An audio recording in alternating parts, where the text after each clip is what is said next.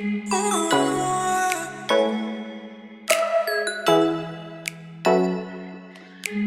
afternoon, Restoration Chapel and Traveling Stories, family and friends. We are glad that you've joined us this afternoon, and today we are very excited. This is the first time that has been 3 people on this podcast, which is great. We'll see how it goes, but we're excited about it. Today we have Marie Proctor with us and Delores Matthews with us. They're both pastors. Marie is at Lancaster or Lancaster? How do I say that? Lancaster. Lancaster. Okay, because see, I've heard people say Lancaster. I want to make sure. Lancaster's up north, like Lancaster, Pennsylvania. Okay, Lancaster that's north. is in the south. Yeah. I got you. And Spelled the same. Yes, and Delores is at Blythewood. Both of those are right outside of Columbia, correct? Kind of. Yeah, I guess in opposite directions. Yeah. Yeah, okay. So, but yeah, we'll talk more about the churches here in a minute. But we thank y'all so much for joining us. They're also have a podcast, Pastors of a Dying Church podcast. We'll talk about that here in a little bit too. And we'll put a link also down at the bottom so you can join that and listen to that. But we're excited to have them on. And as many of you know, and as you listen, we always start with testimonies. And we believe, as I say every week, as the scripture says, that we are overcomers by the word of our testimony and the blood of the Lamb.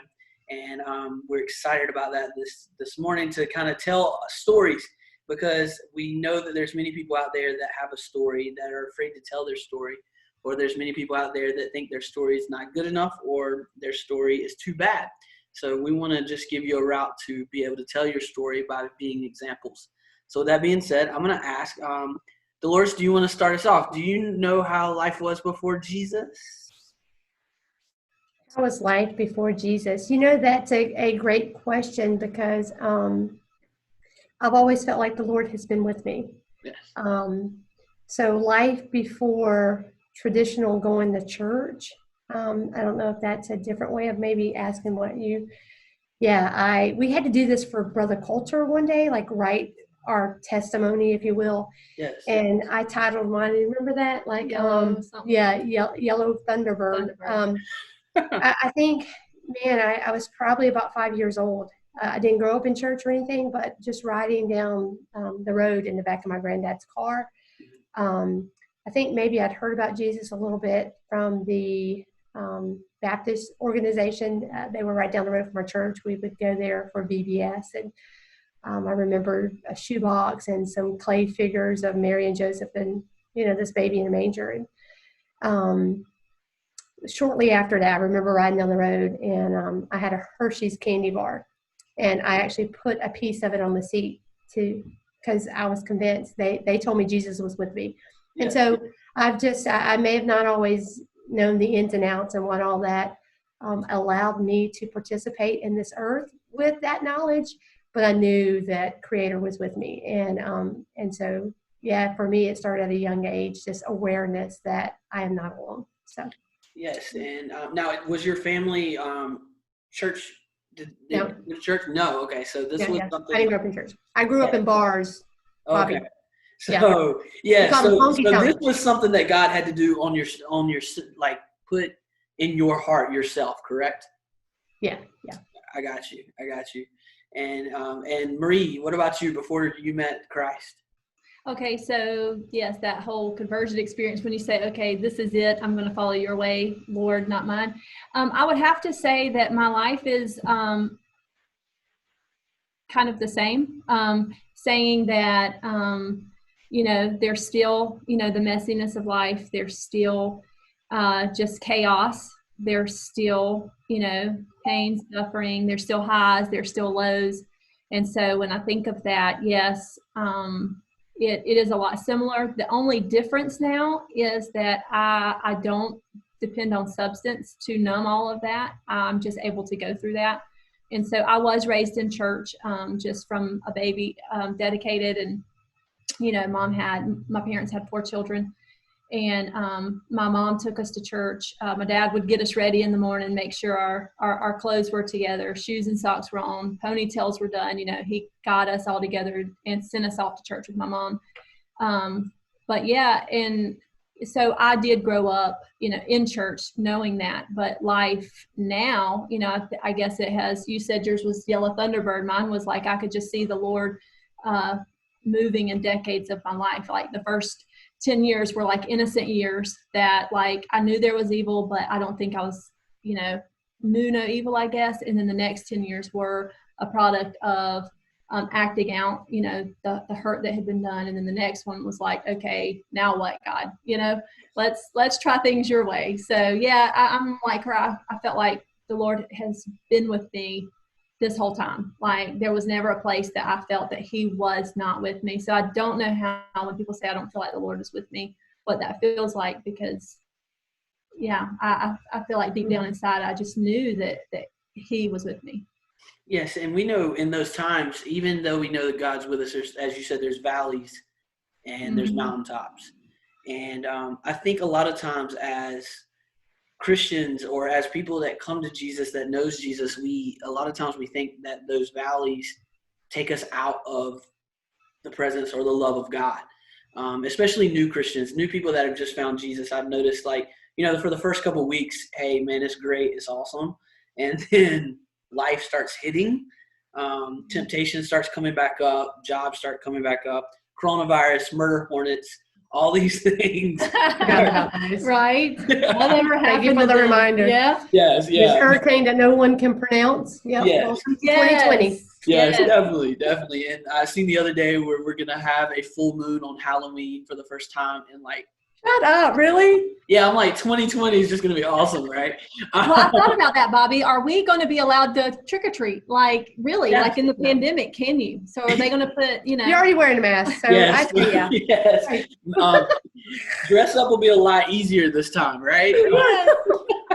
Draw a picture on your mask, and there you go. Just put on your mask and go ask for candy. But Don't as be I said, scared. we go through these valleys in lives, and we go through these hard times in lives, and a lot of times we either think God is punishing us for things that we have done, or we think that God is not with us anymore because our faith has not grown to a point where, that's like, my son Elijah, if I'm not in the same room with him sometimes, he starts freaking out because he thinks dad has walked out of the house or walked out here or there.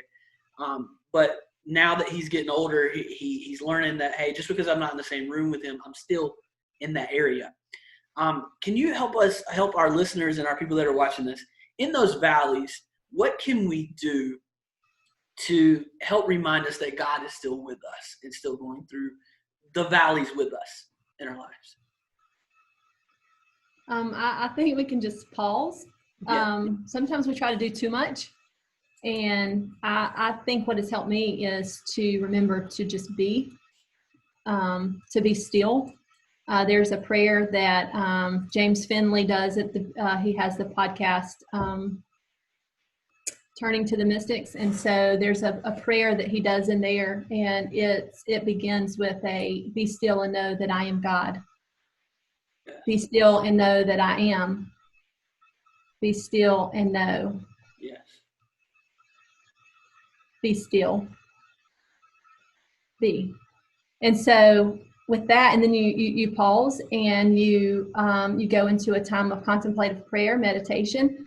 That sounds pretty foreign given to what we're used to traditionally, because a lot of times we're geared more toward doing than being. And I think that if we can find a quiet place to settle ourselves, that's this season of life that I'm in. So probably 20 years ago, I probably would have had a different answer. But 20 years ago, nobody told me to just be still. And I think it's in those still moments that I personally am able to feel the Lord's presence. I don't know if we're wanting those experiences to be those big emotional experiences that we are having at an altar service in a Pentecostal church. We may be shocked to realize that we may not necessarily always have those big explosive moments. Yeah. But even in the smallness of the moments, if we can just settle ourselves, when I go out in the mornings and I sit before the Lord in silence, and I can feel the wind, I can hear the birds, all of creation, tells of his glory. Man, God is with me. He's with me. So I don't. What you got? I was thinking, you said 5 minutes. you were like earlier, I don't know how this is going to go. It's 3 of us. And I'm thinking, you have no idea. We have the same soul. So I can absolutely piggyback on what she's saying and say that we can encourage ourselves and seek, go inwardly to say, okay, I just need to be still, because it's perspective. Yes. What is my perspective about my outlook in life? And so, like Marie said, getting into these situations where things could be, hectic or whatever as a believer, and what are we supposed to do with that? I think it's also important to evaluate, well, how have I responded before? And so I think sometimes if we can look at this, maybe the cycles or rhythms and routines that we've fallen into, we may realize that we probably tend to do more damage to ourselves. We're probably more like a drama triangle, if you will. So now how am I going to, that whole sitting, taking time out to be with the Lord? I don't think that we can just say, okay, now today I'm going to be still. If you haven't created a lifestyle of being still, a pattern of your life to say, I'm not going to no longer fret or worry or be concerned. And so to be able to participate in what Maria is saying, I think first has to start with just saying, okay, what is my perspective of what is happening? Because throughout Scripture, when people did not wait on God, what began to happen was the perspective of who God was or what God was going to do changed for them. Like their circumstances, weren't changing. Everything looked crazy. So what do we see? Like even Abram and Sarai, what do? They go and bring on another lady to have the baby, even though God had said they were going to have a baby.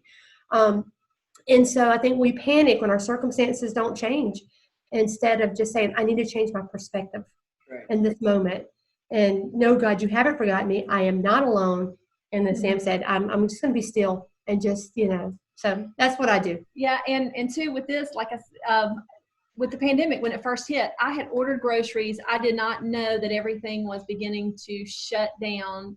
People were panic buying. I ordered my groceries online at Walmart. And so I had rode up and I thought, what is this madness out here? People coming out buggies full of water and toilet paper and all kind of things. And I would just see them go by and I'm like, oh, did you go shopping for me? And, I'm just cracking jokes outside of the Walmart grocery order. And all these people are coming out with like loads of stuff. And I'm like, what is going on? And I could just feel myself. I sat at the back of my car, just reading a book while everybody is blowing the horn, hoping that they're going to bring their grocery order. I told the lady, I said, listen, my order is not that important. It's probably about $150 worth of stuff. But if you need me to come back tomorrow or another day, it's not a big deal. Oh no, we're trying to get everybody out of here. I probably waited for 3 hours only because I wanted to be kind to them and them not have to put my stuff back. And it was just like nobody, like when panic sets in, people feel the desperation to do, instead of just be. And so when I was sitting there taking inventory, I'm just sitting back, chilling, reading my book, like watching all this, wanting to ask people if they need help putting 20 cases of water in their car, because it's just like blowing my mind. Like, okay, the fear has set in. Like, where do we just breathe? Where do we stop? Where do we see God working in all of this? And we have been, I tell you, I can only speak for myself, but for us, the pandemic is one of the best things that has happened to us in a long time. I know for other people have horror stories, but if you just pause to see where God was working, I believe everybody's been holding their breath, doing so much, and now they're so tired because now they're just having to keep holding on. So where's the being? That's right. And, and I think about when you're saying that, Jesus teaches that too. When the disciples come and says, well, everybody's hungry. Everybody, and he tells them not to worry. He's like, feed them, and give me what we got so we can feed them. But then another time he even tells them, look at the birds. Don't I take care of the birds? Look at the flowers. Look at the plants. Look at the trees. Don't I take care of all these things? And I love it because I tell young people that all the time. They're like, oh, so he's like hippie. And I'm like, no, he's not hippie. He's just telling you, if he will take care of those things, then he will take care of us because we're much more important. Those things were spoke out of existence. We were blown breath into existence and molded into existence. So wouldn't he take care of the things that he molded into existence instead of just the ones he spoke into existence? And, during this time, like you said, I've told my wife many a times, how many people before this pandemic complained they never had enough time to be with their kids? They never had enough time to get into the Word of God. They never had enough time to do this, and that. And now we had to make time to do. Because now we don't have, most of our jobs were taken away. A lot of stuff were taken away, and now we have to realize those things that we take for granted that we shouldn't take for granted anymore. And that comes from being still and realizing that God is still in control of those moments in our lives. With that being said, when do y'all remember, and we'll start with Marie on this, getting started serving in a church, serving in not just outside of the church, but inside the church? Because I believe when we have that call upon God, we begin doing things outside the church. Don't get me wrong. We begin telling people about God. But what about when you were processing over to start serving into the church? Do you remember when that was? Oh yeah, I was way little. Because I grew up in church, you just help. It's like my little one, Callie, she's 3. Man, she wants to help. She came and cracked an egg for me this morning.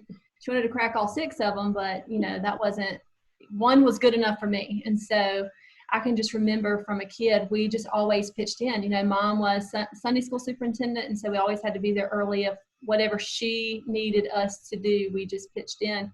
Even singing, one time I sang a special with my friend Kara, and I don't know how well it went, but I felt great about it, because there was no audio recording and you didn't play back what you sounded like, and so you just knew that you had this big courage to do that. And I think I've only sang in church once since then, and that wasn't recorded either. And that was thank you, Jesus. That was with my friend, and so that, thank the Lord. Hallelujah. But we've graduated from singing specials. Yes. And we just sing out loud in church and in the car. And car karaoke. So I think just as long as I've just been alive, my whole family is geared toward, serving, and we were all in the church, and that's really where I think the question for me would be in the community, because we were so church oriented. Like, you got people who come into the building. We don't live in a day where, now it is, how do we get our people outside the building? People are so comfortable inside the building. Where do we serve outside? So that would probably be a more challenging question for me at an older age. But as far as in the church, it would have been way young. Yes. Dolores, do you remember? Mine was early on too. Well, we ended up at the Church Got a Prophecy because of relationship with another couple. And so they served. And so quite naturally, we just, we did whatever they were doing. And so they really did drag us along. So whether it was because we wanted to be with them or we had a servant's heart, I don't know, but it was fairly quick soon after we got there. And I'm glad you brought up, and Marie, I'm glad you brought up about community, because I was going to bring that up, because I know we've had conversations before at, state events and things like that. Community is a big deal. I know at our ministry at Restoration Chapel, and I know both of your ministries where you're at, it's a big deal to find people that are lost, and not just lost, some people who think they're found, to find both of them. Because, there's always that kid that plays hide and go seek that's trying to hide, but he's in the middle of the road, and you're like, you're right there. There's a lot of Christians out there or a lot of people out there that call themselves Christians, and they think but they're still lost. So, we've talked about community and doing community events, doing not just events, but going out into the community, trying to reach. The importance of community, like I said, is a big part on my heart, and I know it's a big part on yours. Can you tell us where that came from, that importance of community? What did you ask? Oh, me? I'm so sorry. Either one. I'm like, how did I miss that? I think when Marie said something about Callie wanting to do eggs last night, Aiden wanted to help me, and they're the same age. He wanted to help me put clothes in the washer, and I missed the moment because I was like, no, I haven't. You need to get back in bed. So I was more concerned about making him follow the rule than I was having him serve and teach him. So I just had a little conviction about that. I'm like, dang, I missed that. I'm glad I could help you out. Thank you. Thank you, Bobby, too, for this moment. But I realized that, and so that's speaking volumes to me. Like as we just training, I know that we say they are little people in age, but as new people come to understand how Creator Creator has created us to serve and love one another, and take care of this wonderful earth that God has given us. And I think it's always been in me as well, just to serve. That's my personality is helper, and so that has always come natural to me. And I think I've always had this desire to help other people. And I guess if we were looking for a defining moment where I really not surrendered my behaviors to the Lord per se, but just my will to do whatever God would have me to do, He strategically placed me in places where I could use the messiness of my pain for ministry, if you will. And I'm doing those quotes, but and so I think it's that willingness coupled with God's grace and God's provision and positioning me where it came natural. Yes. And so, yeah, I don't even know that I can take it back, Bobby, to be honest, because, and so that was outside the walls and the community. For me, people are people. Yes. And there are days that I would probably qualify as the lost, to be honest. And I think I've said I'm just looking for somebody to find me. Yeah. I'm going to be real about what's happening inside of me on some of those days. And so there's nothing secular or sacred. There's no in between. It's like we are all here in God's economy. And so I guess that's how we're able to be so out of the building and be comfortable with that everything God is doing doesn't have to happen in the building. And so it naturally, I don't want to say it overflows to the streets. We feel like it's been in the streets and in the church. So did you think? Yeah. So, okay. So I'm like thinking, I'm listening to her and I'm just trying to think like, where was I more community minded, I guess? And it would have to be probably the fundraisers that we would have at church, as a kid. We would go to the streets to go door by door to sell donuts. And, that's when everything was safe. You didn't have to worry about people putting stuff in your food or whatever. And so, we'd go door to door. And I realized that every neighbor had a story. Yes. And some would want you to go away really quickly. And I thought, what's that about? And then there's other people that wanted you to stay. And I thought, they've got to be lonely. And so I realized that these people that we were, petitioning these fundraisers for probably had more of an impact because, we would invite them to church too, but it wasn't just about the church. So when you think about that, I had to fish for a little bit to think about, okay, where would that have been whenever I had that contact with community because we didn't go to places or go to people's houses that were outside the church. I mean, in fact, the first time I ever went to a spend the night was, a kid in elementary school when I was a little older in elementary school because it was always church folks that we were affiliated with.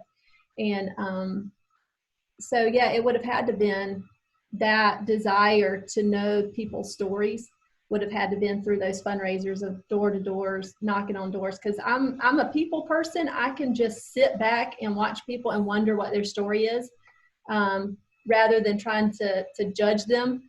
Like wonder what their story is. Wonder what doesn't mean that I don't have judgments. I do. I judge myself, and I can judge others too. We all have judgments, but I do. I think that must have been the first initial contact that I had with community outside of the church. Yeah. And I don't think I would have ever put language to that had you not caused us to dig a little deeper. Like, where did this come from? Yes. And, I think about me just growing up. For some reason, my mom was the type that she just loved everybody for some reason. Now she would act like it was a hard time, but she would love everybody. And I'll never forget her just telling me, if somebody needs a ride, pick them up, take them to school, do this, do that. And I think that's where, in my heart, where God began to deal with me.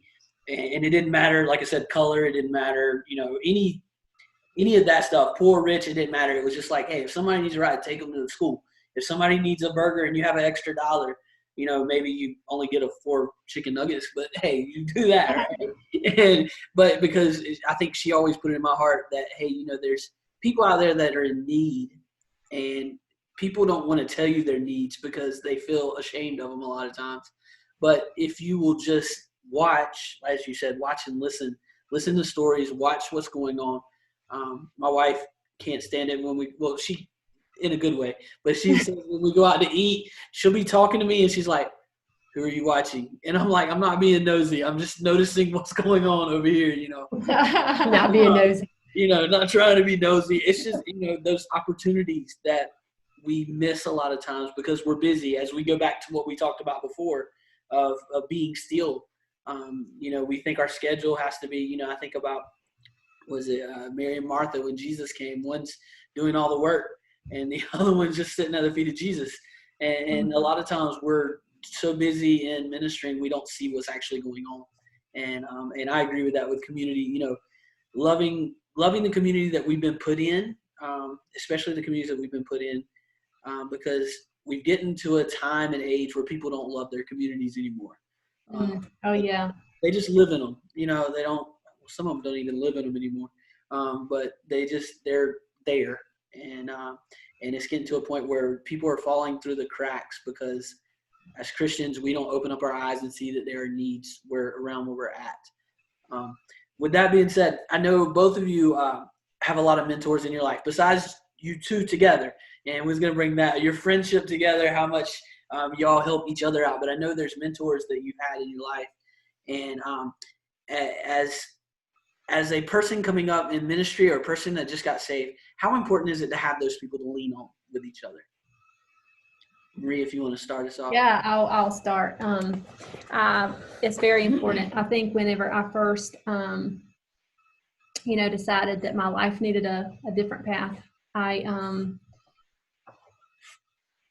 had just got drunk the night before, and the next day I went to church, and I thought, okay, I've got to change my life. Well, that night I knew my life had to change, and so went to church and asked the pastor if there was a place in camp for me. And I had been coming back to church, but I just wasn't all the way there yet, and after that night before, I just thought, I've got to do something different. I had already had Macy. She was, almost 18 months at that point. And so he was like, yeah, I'm going to make a phone call right now. And, and man, I was signed up. Now, I wouldn't advocate that for camp now, but that's where, she and I met. Ruth and I met. I call her Ruth. She calls me Sam. But that's where I met her. And there was just something about that friendship and I think the distance was great too, because somehow we never said being accountable to each other, but there was something in her that I loved that, definitely God in her, but that just kept on drawing me back to, I want to be a better person. And so with that relationship, there was also people along the way, like for one, are you asking us to name these people or just how important it is? If you feel comfortable, that's fine. That's perfect. Yeah, definitely. Oh yeah. I mean, I can think about, there's a lot of people, that have really helped pave that way. My grandmother, my Nana, she can remember, and she'll still tell me to this day, I know when you walked down to the altar and you grabbed my hand and said, Nana, will you go with me? Now she would say that's the moment that everything changed for me. That was not a moment everything changed for me. That was a moment where I knew things were beginning to change. I just wasn't all there yet. I just kept feeling like this overwhelming. There was so much crap I had to let go of, before I could say, okay, I think this is it. Cause it was traumatic, the whole coming to Jesus thing for me was, when I think about it, it was probably pretty traumatic. There was so much of me that I had to let go, and I still have to. Every day is still could be somewhat of a traumatic moment of trying to let go of me. But I remember, and then, just even, Pastor Atkins at the time, there was, he had so much confidence in me. And I was, I was one of the first women lay leaders there, at the church. I didn't know that was a thing to be impressed about, but one of the other ladies, had mentioned that to me. And, just there's different things within, at Harvest that, different people had, I don't want to say investments in me, but I do want to say that different people really poured into me. Now, if they poured into others, I don't know, but I just know that I was one, kept thinking, God, where's all this coming from? Yeah. And so, yeah, I can't just name one person. Like there's so many different people that would call and check, not just check up, but they made it, a priority to be involved in my life. My godmother and my god sisters, they would show up prior to that at my job, and I thought they loved Sonic. They didn't really like Sonic. They just liked it because I worked there and they got to see me. And so that was a point of contact, that they would show up, not trying to spiritualize or Christianize anything. They just showed up with their presence, and it was just a reminder of the grace of God. And I think that different people showed up at different places in my life as a reminder of, the grace of God. Having a child, young, unmarried, that'll grow you up too. Some people can just skip on through life and it not even affect them. But for me, it was something that I thought, okay, now I'm not just responsible for me. I'm responsible for a little person. Dude, that's scary. That's real scary. Definitely. So, but it's huge. Like the people that the Lord just puts in your life to glean from. I don't care if it's people, physical people, or if it's books, writers, authors that publish their stuff, and it's something that leaps off the page and seeps deep within your soul. Is like, okay, I might not be friends with this person, but I feel like what they say communicates my language. Yes. Mm-hmm. Dolores, would you like to add any more to that? Yeah, I think that we've had those relationships through the years, mentor, mentee. The reason why it's hard to not necessarily hard to name, it just would be so many to name, because we didn't put those labels on it. That's right. So if you're asking this question for a young person, it's all about relationship. So what you're saying is, no, I'm not telling you what your words were, but what I hear you saying to me is exactly what has gotten us to this place. It is getting into relationship with people that you allow to speak into your life, like Marie said. People who can check your blind side, people that you trust that you're going to be open and vulnerable with. And I can't say enough, people that will help you and guide you and tell you things even if you don't want to hear it. And for me, besides this, what Marie and I have going on is soul companioning. I mean, it's soulmate. Yeah. But when I think about the mentor-mentee, we're actually not too far apart as far as age-wise, would be Chucky. Mm-hmm. I love him. Yeah. And he could tell me things way back in the day. And there was a season in my life where I needed someone to mentor me. We wouldn't have called it that. That's right. For me, he was a good friend. And he was one that I would have said, he'll tell me like it is, and there have been many times that, or a season in my life where something was tough or whatever, and we would just be having a casual conversation. So it wasn't even like it was formal and, well, Dolores, tell me what's on your mind today. I mean, the relationship was so connected that because we were already living life, he had the freedom to tell me, even really hard things. And so it didn't matter if I didn't agree with him, because the next day we were going to talk again or working in ministry. So, yeah, I think the reason why is because we didn't make it very formal. We didn't say, okay, now sign this contract and come into this agreement.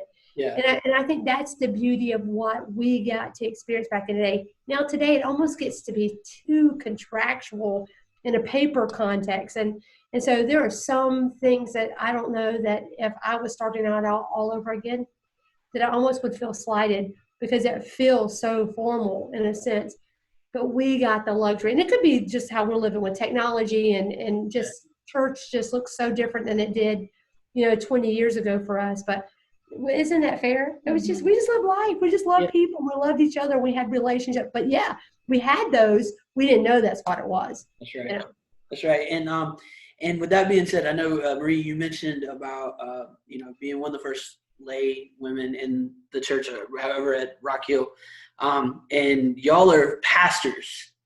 And to me and to, I guess, this next generation, having a woman pastor was not that big of a deal. But I do know there's been issues.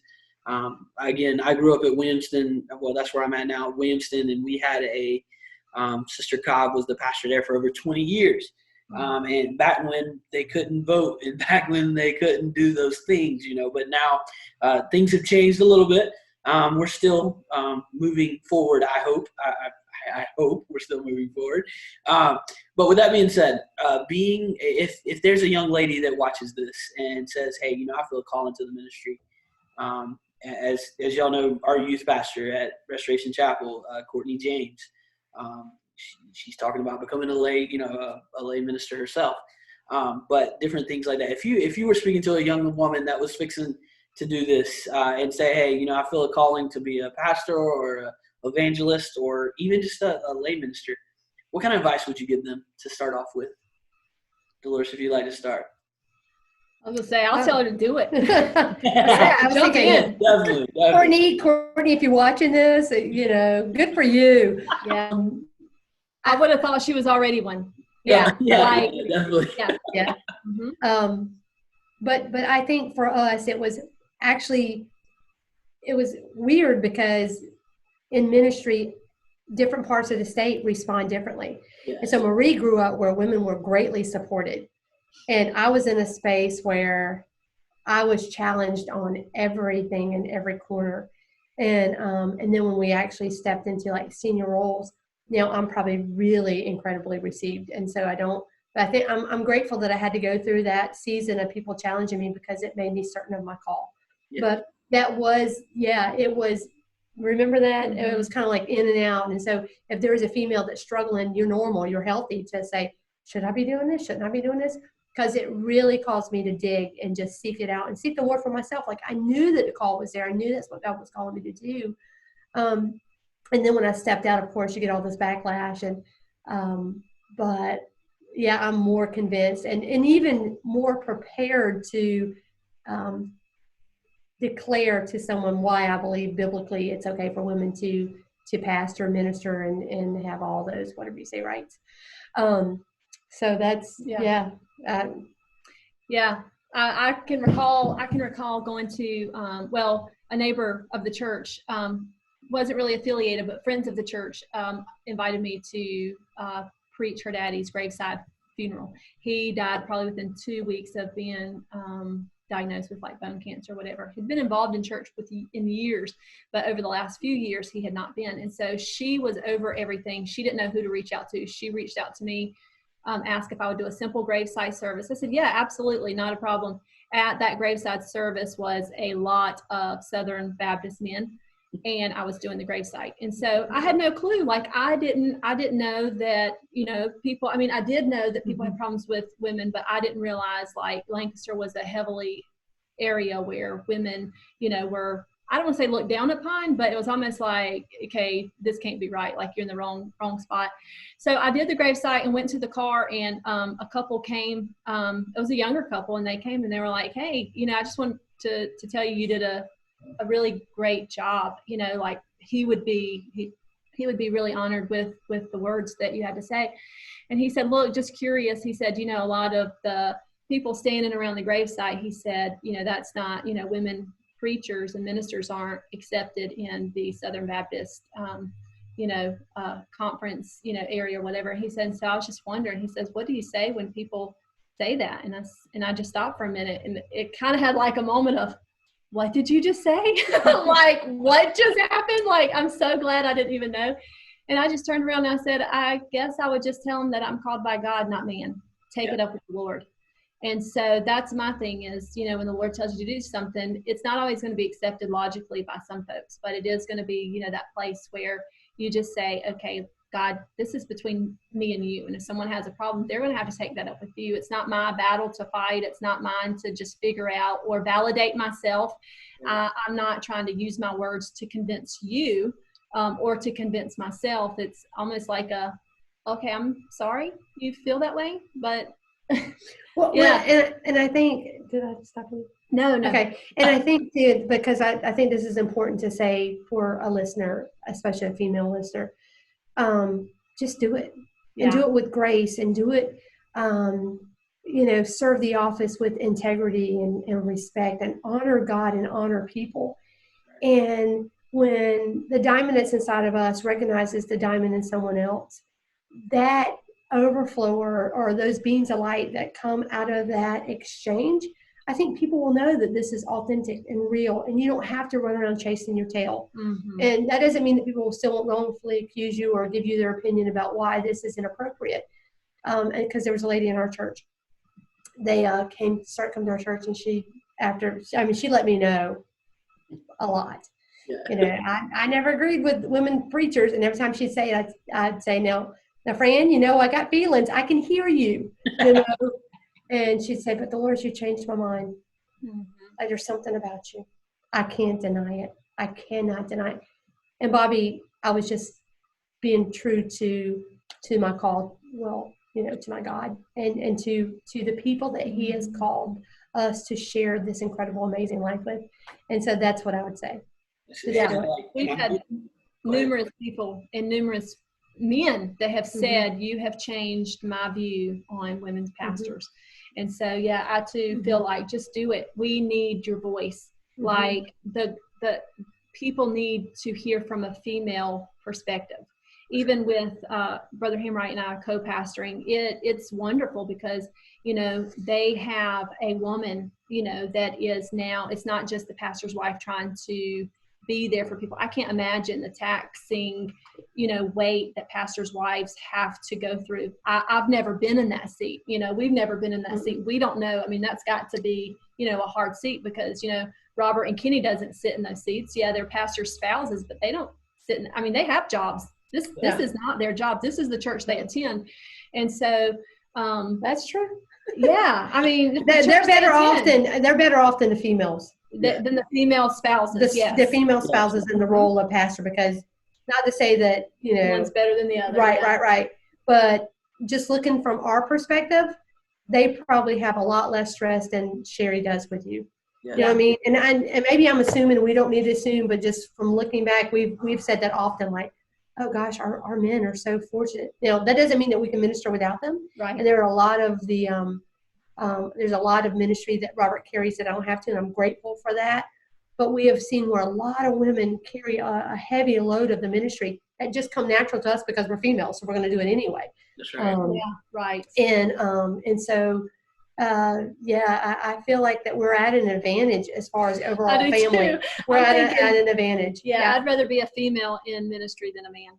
Yeah. No, Honestly. seriously. And put that whole burden on both spouses. Yeah. Like there is nobody to fall back on because everybody, you know, and maybe y'all are set up different, but we've seen a lot of marriages where the females have to be like the children's director and, you know, that kind of stuff. Yeah, worship leader and just participate. And like she said, our spouses get to attend. Now, Robert's hands-on just because he's pretty hands-on, but if he has to skip church for a month, we're going to survive. Yeah. You know. And Brother Atkins told us too, when that call into ministry was more so than just, you know, working with children.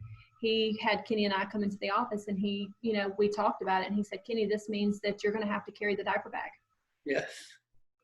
And so as long as we're raising little people, you know, Kenny can be hands-on in certain areas, but as long as we have little people sitting in the benches, then that's his job. And he carries the diaper bag. He carries the kids to church. I get to church. He brings the kids. They may look a mess. You know, he's been, you know, or he's happy in this pandemic that he hasn't had to come to church. I'm just being honest because it is a circus, you know, bringing all the kids to church and being responsible for them. I can't imagine from a man's perspective what's that like. You know, mamas just fall in and do it and whatever. But we have found our balance. And so this really has been like a sabbatical for him to be able to breathe a little bit, not, you know, have to get all the kids up, breakfast fed, you know, clothes on, hair done, you know, teeth, you know. Yeah. That was a really good question, Bobby. Thank you for letting us share from a female perspective and how we see things and how our family dynamics is. Yes, and I tell you, it's you know, it's good to know. And like you said, I see where you're, you know, where the female, especially, I know my wife, I know what she goes through because she works a full-time job, breaking barriers in a full-time job, which is, I am very proud of her about that because she's moved up in the corporate ladder where a lot of women have been held back because of being a woman. But also, you know, helping with worship teams, helping pray for people, helping with women's ministry, helping and then just being there for me when I have my many breakdowns. which any pastor should know by now. You have those. Told you, feel lost. Yes. Those little times where you just want to be like, oh my gosh, I quit every Monday. Yeah, every Monday. I see you. You're right there. You're in the road. Yeah, every Sunday about 12:30. No, I'm just kidding. But no, it's just like, and I think, and again, with the two different personalities too of a male and a female, also a male can take it and kind of keep moving on. A lot of times a female takes it and holds it on. She's told me this before. She holds it on, and it's, and due to the emotions and things and different, as a male and a female. But I love it, because as you said on your half, as if you feel a call into the ministry, don't be stopped because of your gender. Don't be stopped because, and I'll say even go farther, don't be stopped because you're a different color or a different cultural of somebody else that you think, because as we know, most of our churches, you have white churches, you have black churches, you have Spanish churches, all these different churches. Don't let that stop. Just let the calling of God go through you, as you said. And when you do that, people will start seeing that. Or even your age. I know we run into an issue with people we say they're too young to minister. Or too old to. Or too old to minister, yes. Mm-hmm. But if you allow that calling to go through you and it not be about you, but be about God, then people will start to realize, hey, as you said, as the lady came up and said, you've changed your mind about that. Mm-hmm. You can have those moments in your life. And with that being said, the podcast. So the podcast of a dying church, Pastors of a Dying Church. Sorry, podcast of Pastors of a Dying Church. That started this year, right? Or late last year? It was May 2019. 2019. Okay, yeah. So May 2019. What was the thought process? Hey, let's just do this, or hey, let's try something new. Let's think outside the box. Can y'all kind of go into how that got started? Well, I guess at that time it had been 19 years of friendship and conversations on front porches, and our kids have been grown up around all of our conversations. We can have some pretty far out conversations and be okay with it. And I think the biggest push was Dylan, Delores' oldest son, saying y'all need to record these conversations. And we're like, yeah, okay, And then he was like, no, seriously, like this would be great. And so we thought about it, and that he was just the big push, like setting everything up, and then it was like, okay, now what would be the name of it? And I didn't have a thought. I was empty. I had nothing. And Ruth came up with Pastors of a Dying Church. It's funny, I'll let her unpack that, but somebody said, I wouldn't want to go to your church if your church is dying. I'm like, they haven't listened to the podcast. Yes. So yeah, sure sign somebody hasn't listened. Yes. And it really was birthed out of a season that we were walking through. Why church? Oh yeah. Just being honest. Yes. Because what we were being affected by, and not within our own church, like the Blythewood or Lancaster, but other church people, we just start looking around. It's like, man, if they're going to heaven, but yet they all but just cuss me out just now, and they're just so rude and mean and ugly. And that really grieved us. That super grieved us. So those were some of the private conversations that we would have. It's like, what the heck is happening with the church? Like, then we wonder why. And so there was a season that we grieved the church culture. Church culture. Well said, friend.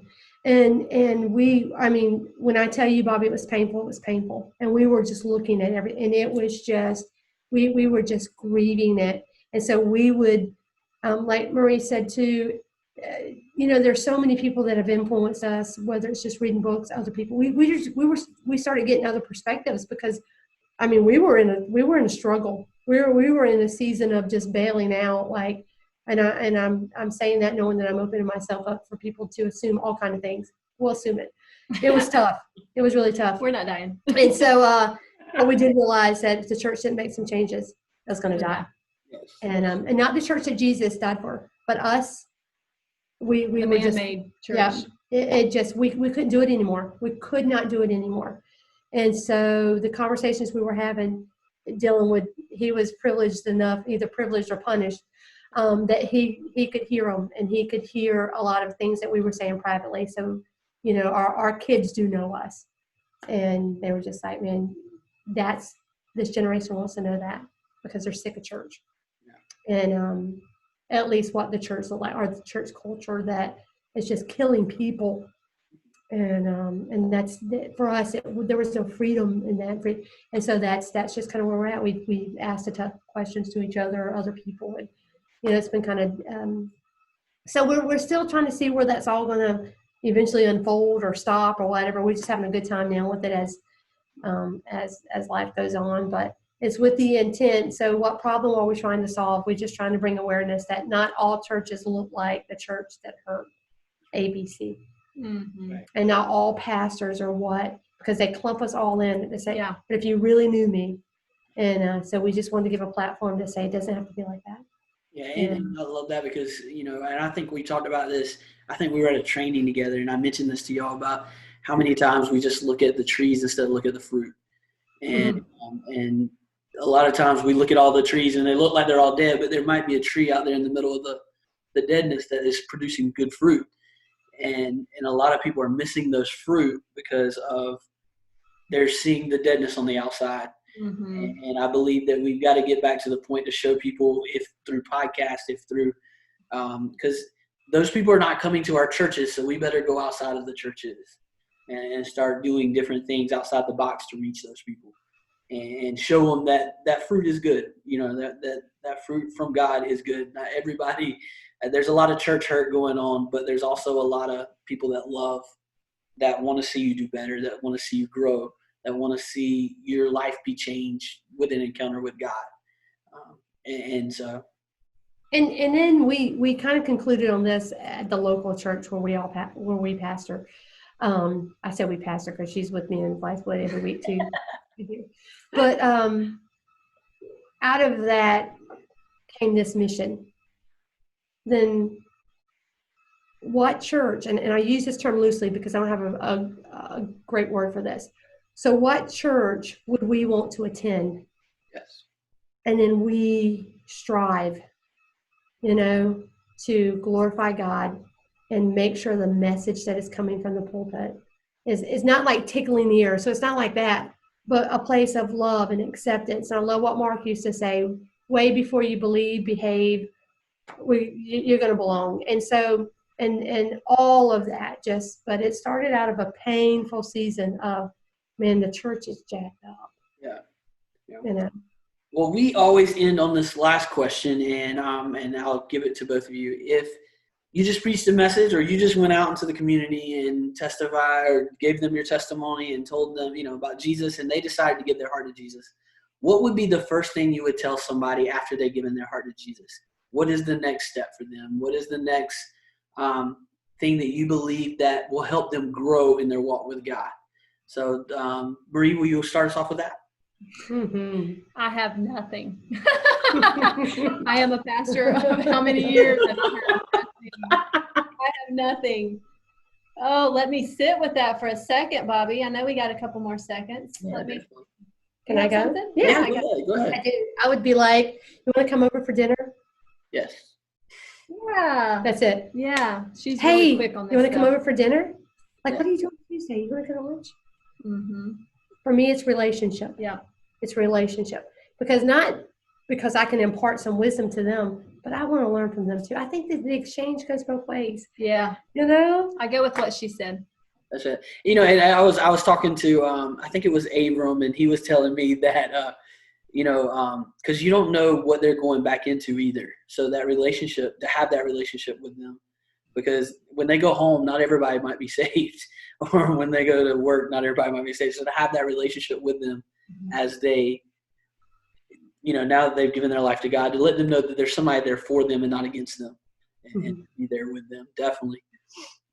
Yeah. Marie, I like what she said, because that is definitely true of us. We say, because I'm just thinking, okay, what would I tell them next? But I think it would be, let's follow up. Let's grab a cup of coffee. But we wouldn't make it so formal. We'd just be like, hey, you want to go to lunch? Yes. Sure. It wouldn't be like because I'm thinking, what plan would I tell them? I wouldn't. That's why I'm empty. I'm empty because I don't have a plan. I don't know what to tell them, because everybody's journey is going to look a little different. And so let's just be, let's just share life, be together. Yeah. So That's definitely. right. With Big Mac.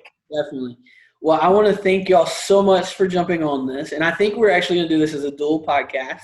I think y'all are going to pull it out on Pastors of Dying Church too. And Yes, we are. we're going to put it out on Traveling Stories. But we want to thank you so much for joining us. As I said, Delores is the pastor at Blythewood. Do you have an address for that, Delores? 1909 Lork Road. I'm so proud of you, Delores, because most pastors, I ask them what their address of their church are, and they're like, we have a website. Oh, wow. Well, we have that too, but yeah. 1909 Lork Road. Yeah, but yes, definitely. But if you're in that area, please stop by and see Delores. And Marie, you're at Lancaster. I said it right this time. Yes, we are 1677 Alpha Road in Lancaster. Yes, definitely. And again, we'll have to jump back on this because I'd love to talk about how, over the last couple of years, I know, Marie, you've started co-pastoring with a pastor, bringing two churches together. And also just some different things. I know about camping ministry and different things like that. I'd love to get to talk to y'all about those. And when we get some more time and maybe do another one of these, do a part 2 of Traveling Stories. But I want to thank y'all so much for joining us. Thank you, Bobby. Yeah. No problem. And is there anything that you'd like to tell our listeners, last words for our listeners? Your wife, I love her. Yes, I will. Please. Well, thank you so much for joining. You can listen to this podcast on Spotify, on Anchor, on Google Podcast, Apple Podcast, on all these other podcasts. Or you can watch this on Facebook Live, or on Facebook, we leave it on there after we show it, or on YouTube. And we thank you so much for joining us. We love each and every one of you. We want you to go out and tell your story. Now that you've heard our stories, go out and tell your stories and start your own traveling story. God bless you. We love you, and we will see you soon.